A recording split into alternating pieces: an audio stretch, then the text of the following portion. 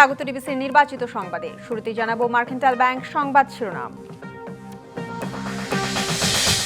বৈশ্বিক বাণিজ্যের যে একটা রুল বেসড একটা যে সিস্টেম ছিল বিশ্ব বাণিজ্য সংস্থা WTO, সেটার আওতায় এটা ক্রমান্বয়ে ভেঙে পড়ছে এবং মার্কিন যুক্তরাষ্ট্র সেখানে একটা বড় ভূমিকা পালন করছে।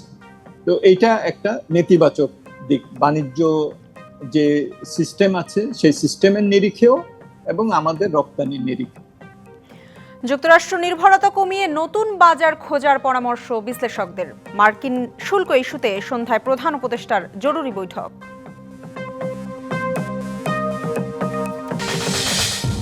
ইউনূস মোদি বৈঠক ইতিবাচক। হাসিনা ইস্যুতে দিল্লি চুপ থাকায় অসন্তুষ্ট বিএনপি। ভারতের সঙ্গে সম্পর্ক উন্নয়নের সম্ভাবনা দেখছে জামায়াত। এবং ঈদের লম্বা ছুটি শেষে কাল থেকে খুলছে অফিস আদালত। ট্রেন, বাস, লঞ্চে ফিরছেন নগরবাসী।